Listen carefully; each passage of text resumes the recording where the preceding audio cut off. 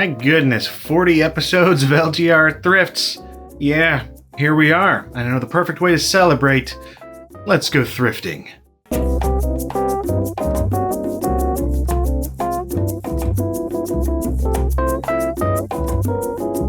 It's a Goodwill. Good. We'll go inside and get things started, and it's kind of an open floor plan going on today. And one of the first things I notice, oh Goodwill, is an outboard boat motor just sitting in a shopping cart, as is, for $75. Alright, and also in this other buggy, there was a couple of Pioneer speakers that looked kind of cool, CSC 9000s, though for $100 and looking pretty beat up, I doubt those are moving anytime soon. Over in the CDs, and hey, what do you know, a DOS game. It's Batman Forever, the arcade game. Did not know that came out for DOS. It's not one I'm looking to add to my collection loose, but hey, you know, yay DOS games. Ooh, what is this Homedix thing? Homedix, whatever. Aquascape CD Tower. Yeah, kaleidoscope of bubbling light. That is wonderfully tacky. And what is this? It's missing the power cord? Cord? Oh, Metallica is not going to be amused. Over in the glass case next to the tiki mugs and weird little fat guy with an open head and bowler hats. There were some Nintendo Game Boy cartridges for various systems. Nothing I'm looking for, but you know, there it is. Also in the case were more games and Plastic Bird and copy of Windows Live One Care. Okay. And this guy right here, who appears to have seen better days with the knives stuck through his body, but you know, he looks comfortable enough, so whatever.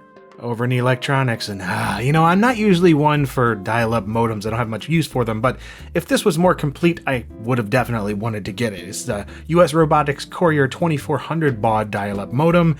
Oh, it's neat. I mean, it looks neat anyway. Again, I wouldn't really be able to do much with it, but yeah, I'd kind of like to get something of this style if I were to get an external modem to show off or something sometime.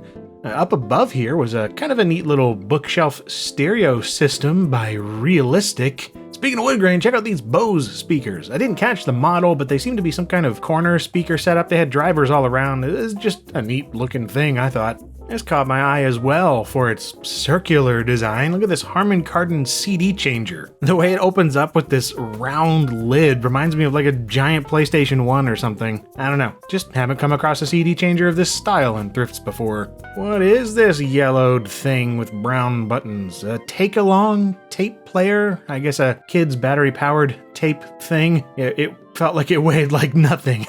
Like I've held packs of gum that were heavier than this. Let's see, what is this? I got a Genesis Phil Collins camera here. Yeah, no, it's just some camera. I don't know. Maybe there's something interesting about it, but it's not for me. Unlike this, Sony FD7, FD Mavic over here. So this is a nice little digital camera. I've covered these before, but I don't think I've run across the FD7 while thrifting before. And no floppy disk inside. I always like to check, just in case anybody's filled it up with retro photos. And speaking of retro, I got some brand new PDA screen protectors. Can't say I'm needing any of those, but yeah. Got a step-down voltage converter for electronics travel conversions, so you don't blow stuff up. And what in the world? Look at all these still sealed Ethernet adapters for, looks like they're all PCI.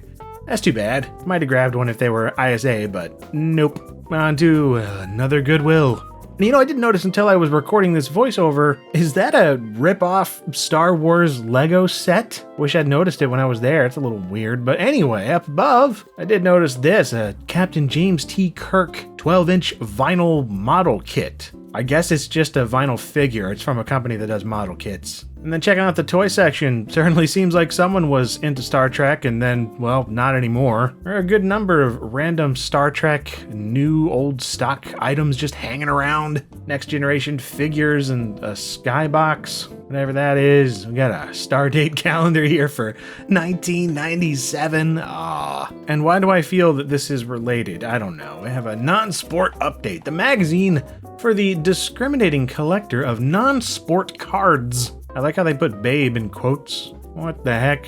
Bob Ross with painting hair. Alright, so I guess there was a Bob Ross game, The Art of Chill. I did not know that. What a happy little accident. Speaking of little, what are these tiny little books? Oh, they're drink coasters. Yeah, they're made to look like little encyclopedia volumes.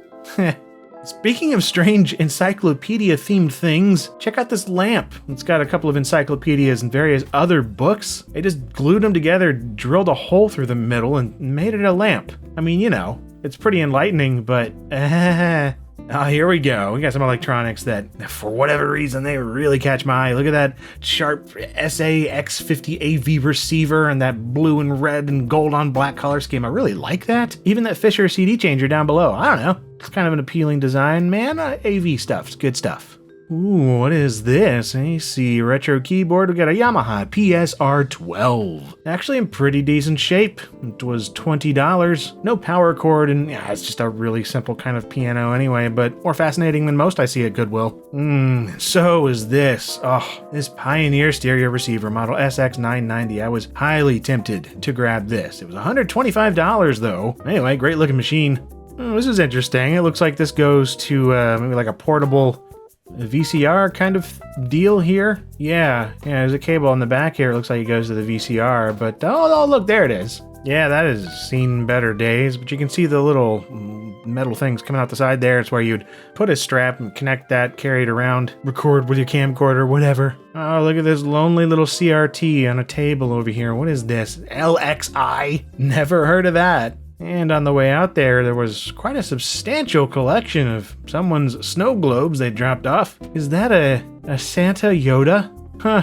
All sorts of fascinating things in here. Look at that. It's a Blues Brothers car snow globe. Never know what you'll find here. All right, on to another Goodwill. And inside the glass case here was a Star Trek 25th anniversary collection of cards. Wonder if that was donated at the last store and got sent here. Anyway, didn't spend too much time with it because right behind that was this gigantic Sony projection TV, a somewhat newer model of this type of thing. It looks like it was $150, they dropped it to $75. Yeah, made in 2003. CRTs, definitely. And for whatever reason, there were a ton just hanging around the Goodwill today. I counted at least a dozen units from all sorts of companies: JVC, Sharp, RCA, Magnavox, Zenith, Panasonic, Philips. A couple of them were kind of decent. Nothing I needed or would personally pick up, but then this one caught my eye. Look at this little guy. This is a Gold Star TV. Lucky Gold Star, the company that later became LG. And as cool as this looked, it was missing the front panel, and like pretty much all the other ones, was RF only. So yeah, I don't need another color TV from this era, really. Although it was $1, still tempting. As far as the newer ones though, this was the most tempting unit. It was also $1. I think it was a 32-inch, it's a Panasonic, and it had RF, composite, S-video, and component. I have a few Trinitrons that do this, but you know, it's a pretty good TV for someone.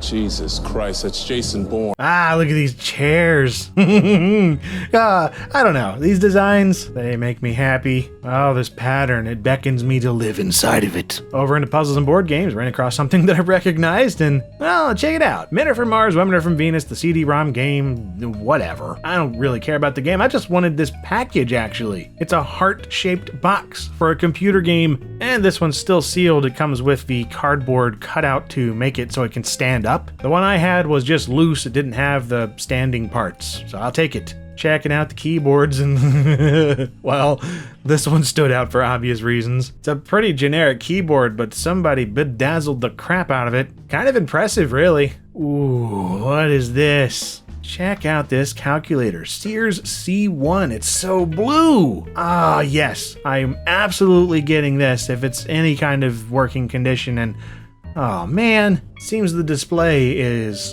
thoroughly screwed up. An absolute shame, really. Alright, what do we got here? Some floppy disks and 800K Macintosh floppy disks. It looks like somebody's backup here. Usually these kind of personal files don't make it out onto the sales floor, so that's a bit unusual. Alright, random electronics, and what is this face? Oh, it's a General Electric solid-state FM AM radio. Solid state, not in great shape, but I like the look of it. And check this out, Times Square Stores. I always like finding old retail stickers on any kind of thing in thrift stores.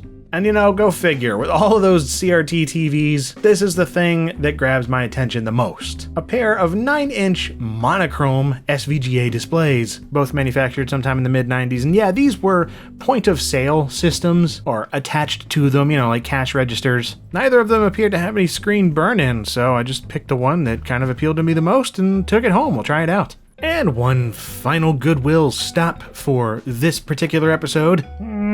Oh, wow. You know those ugly chairs I saw earlier? This goes with them perfectly. Check out these lampshades. That's just perfect retro tackiness. There's a crap load of incandescent light bulbs brand new over here, and what is this oversized pipe? Oh, it's an ashtray. Okay, so you could smoke a pipe and empty the pipe's ash into another pipe. Yo, dog. I heard you like pipes. Oh, hey, is this one of those? Yeah, kind of. So this is a Samsung DVD/VHS player that does HDMI. Now, I have actually been looking for one of these. Not this one in particular, because the HDMI output only works for the DVD player, not VHS or anything. And looking up online, this is not a particularly good model. There are a couple, though. Some of the last ones made that are quite sought after, and rather useful if you're someone like me. Oh, hey, check it out. I got a TI-83 Plus calculator. Anybody want to play some Calculator Doom? Goodness, got someone that offloaded their entire Animorphs collection, it appears. Oh, these books and their covers, and you're probably all done with that one piece of morphing software. I actually have that. I should review it.